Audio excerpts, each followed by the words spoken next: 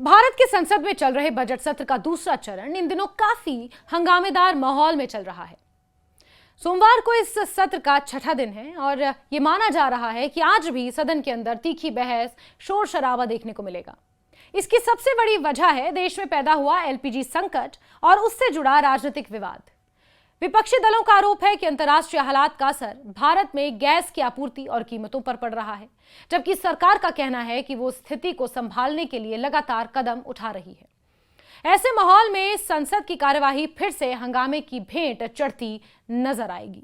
संसद का बजट सत्र हर साल सरकार के लिए बेहद अहम माना जाता है, क्योंकि इस दौरान देश का बजट पेश होता है और सरकार अपने आर्थिक एजेंडे को आगे बढ़ाती है।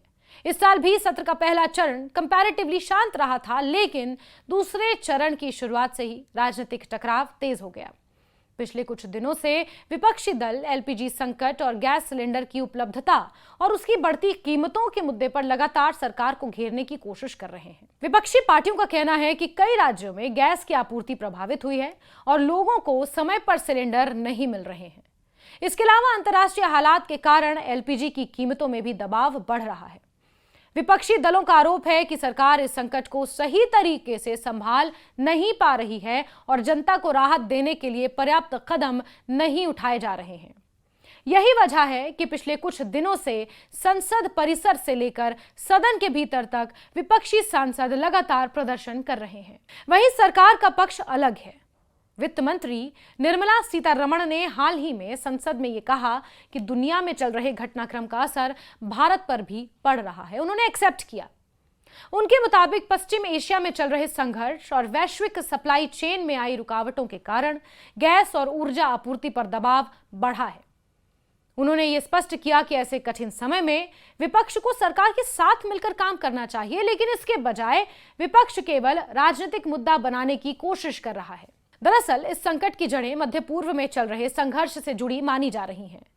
हाल ही के दिनों में ईरान, इजराइल और यूनाइटेड स्टेट्स के बीच बढ़े तनाव ने पूरी दुनिया की ऊर्जा सप्लाई को प्रभावित किया है। खाड़ी क्षेत्र दुनिया के सबसे बड़े तेल और गैस आपूर्ति क्षेत्रों में से एक है। अगर वहां किसी तरह की अस्थिरता होती है तो उसका असर सीधे वैश्विक बाजारों पर पड़ता है।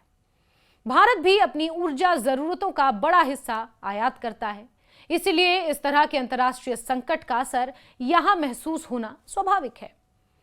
इसी मुद्दे को लेकर पिछले सप्ताह संसद में जबरदस्त हंगामा हुआ था। शुक्रवार को बजट सत्र के दूसरे चरण का 5वां दिन था और उस दिन भी विपक्षी सांसदों ने एलपीजी संकट के खिलाफ जोरदार प्रदर्शन किया। कई विपक्षी नेता संसद परिसर में पोस्टर और बैनर लेकर पहुंचे, सरकार के खिलाफ नारेबाजी की। यहां तक कि कांग्रेस के कार्यकर्ताओं ने दिल्ली की सड़कों पर उतरकर भी प्रदर्शन किया। सड़क पर ही गैस के चूल्हे जलाए, सड़क पर ही लकड़ी के चूल्हे जलाए और खाना बनाने जैसा एक प्रतीकात्मक विरोध प्रदर्शन किया। इस विरोध प्रदर्शन में कांग्रेस नेता राहुल गांधी भी शामिल थे। विपक्षी सांसदों ने गैस संकट के साथ साथ 8 निलंबित सांसदों की वापसी की भी मांग उठाई। उनका कहना था कि लोकतंत्र में विरोध की आवाज को दबाया नहीं जाना चाहिए और सांसदों को निलंबित करना उचित नहीं है। सदन के भीतर जब कार्यवाही शुरू हुई तो माहौल और ज्यादा गर्मा गया। विपक्षी सांसदों ने नारेबाजी करते हुए सरकार से जवाब मांगा। कुछ सांसद सदन के वेल तक पहुंच गए और जोर जोर से नारे लगाने लगे। इस दौरान अरे मोदी जी, एलपीजी जैसे नारे भी गूंजे। स्थिति इतनी बिगड़ गई कि लोकसभा की कार्यवाही पहले 12 बजे तक और फिर दोपहर 2 बजे तक स्थगित भी करनी पड़ी। जब दोबारा कार्यवाही शुरू हुई तो केवल 1 घंटे तक ही चल सकी और फिर से सदन को सोमवार यानी आज तक के लिए स्थगित कर दिया गया था और आज एक बार फिर से सदन की कार्यवाही शुरू हो चुकी है और हंगामे के आज भी पूरे आसार हैं। संसद में बढ़ते हंगामे को देखते हुए लोकसभा स्पीकर ओम बिरला ने रविवार को सभी सांसदों को एक खुला पत्र लिखा। इस पत्र में उन्होंने सांसदों से संसद की गरिमा और मर्यादा बनाए रखने की अपील की। स्पीकर ने अपने पत्र में लिखा कि पिछले कुछ समय से संसद के भीतर और परिसर में कुछ सदस्यों के आचरण से संसदीय लोकतंत्र की प्रतिष्ठा प्रभावित हुई है। उन्होंने कहा कि जिस तरह बैनर और प्ले कार्ड दिखाए जा रहे हैं, जिस भाषा का इस्तेमाल हो रहा है और जिस तरह का व्यवहार देखा जा रहा है, वो चिंता का विषय है। उन्होंने सांसदों से आत्ममंथन करने की अपील करते हुए कहा कि संसद लोकतंत्र का सबसे महत्वपूर्ण मंच है और यहां होने वाली हर गतिविधि देश की जनता देखती है। इसलिए सभी दलों के नेताओं को अपने अपने सांसदों में अनुशासन और उच्च आचरण सुनिश्चित करना चाहिए। इसी बीच एक और राजनीतिक विवाद सामने आ गया है जिसने संसद का माहौल और ज्यादा गर्मा दिया है। तृणमूल कांग्रेस यानी ऑल इंडिया तृणमूल कांग्रेस के सांसदों ने मुख्य चुनाव आयुक्त ज्ञानेश कुमार को पद से हटाने के खिलाफ दोनों सदनों में प्रस्ताव देने की कोशिश की है। समाचार एजेंसी पीटीआई के सूत्रों के मुताबिक शुक्रवार को टीएमसी सांसदों ने यह प्रस्ताव रखा था। हालांकि इस मुद्दे पर अभी अंतिम फैसला नहीं हुआ है, लेकिन इसे संसद में एक राजनीतिक विवाद खड़ा हो गया है। विपक्ष का कहना है कि चुनाव आयोग की निष्पक्षता को लेकर गंभीर सवाल उठ रहे हैं, जबकि सरकार इस मुद्दे को राजनीतिक रूप से प्रेरित बता रही है। इन सभी मुद्दों के बीच आज संसद में होने वाली कार्यवाही पर सबकी नजरें टिकी हैं। माना जा रहा है कि विपक्ष एक बार फिर एलपीजी संकट को लेकर सरकार को घेरने की कोशिश करेगा। विपक्षी दलों का तर्क है कि गैस की उपलब्धता और कीमतों का मुद्दा सीधे आम लोगों से जुड़ा है और सरकार को इस पर स्पष्ट जवाब देना चाहिए। दूसरी ओर सरकार का कहना है कि वो स्थिति पर नजर रखे हुए हैं और किसी भी तरह की आपूर्ति समस्या से निपटने के लिए पूरी तरह तैयार है। वित्त मंत्री निर्मला सीतारमण ने संसद में कहा था कि सरकार जरूरी फंड मुहैया कराने और सप्लाई चेन को मजबूत बनाए रखने के लिए कदम उठा रही है। उन्होंने ये भी कहा कि अंतर्राष्ट्रीय परिस्थितियों के कारण कुछ चुनौतियां जरूर सामने आई हैं, लेकिन सरकार उन्हें संभालने में सक्षम है। उनके अनुसार इस समय राजनीतिक टकराव के बजाय सभी दलों को राष्ट्रीय हित में एकजुट होकर काम करना चाहिए। विपक्ष हालांकि इस तर्क से सहमत नहीं है।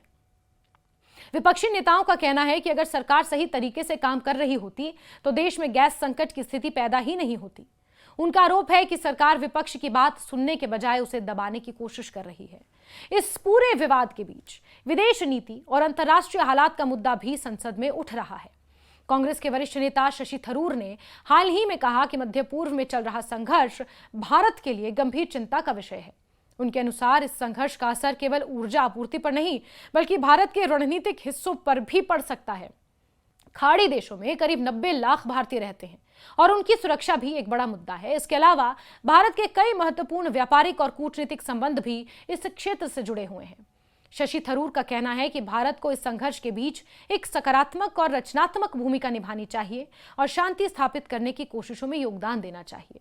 इन सभी परिस्थितियों को देखते हुए संसद का मौजूदा सत्र बेहद संवेदनशील बन गया है। एक तरफ देश के सामने ऊर्जा आपूर्ति और एलपीजी संकट जैसी चुनौतियां हैं, दूसरी तरफ राजनीतिक दलों के बीच टकराव भी लगातार बढ़ता जा रहा है। बजट सत्र के दूसरे चरण का छठा दिन है और माना जा रहा है कि अगर सरकार और विपक्ष के बीच किसी तरह का समझौता नहीं हुआ तो सदन में फिर से हंगामा देखने को मिल सकता है। एलपीजी संकट, निलंबित सांसदों का मुद्दा, चुनाव आयुक्त से जुड़ा विवाद, ये सभी मुद्दे आज की कार्यवाही को प्रभावित कर सकते हैं। ऐसे में ये देखना दिलचस्प होगा कि क्या संसद में आज सार्थक चर्चा हो पाती है या फिर एक बार फिर हंगामे के कारण कार्यवाही बाधित होती है। फिलहाल संकेत यही मिल रहे हैं कि एलपीजी संकट का मुद्दा आज भी संसद की राजनीति का केंद्र बना रहेगा और इसके चलते सदन में तीखी नोकझोंक देखने को मिल सकती है।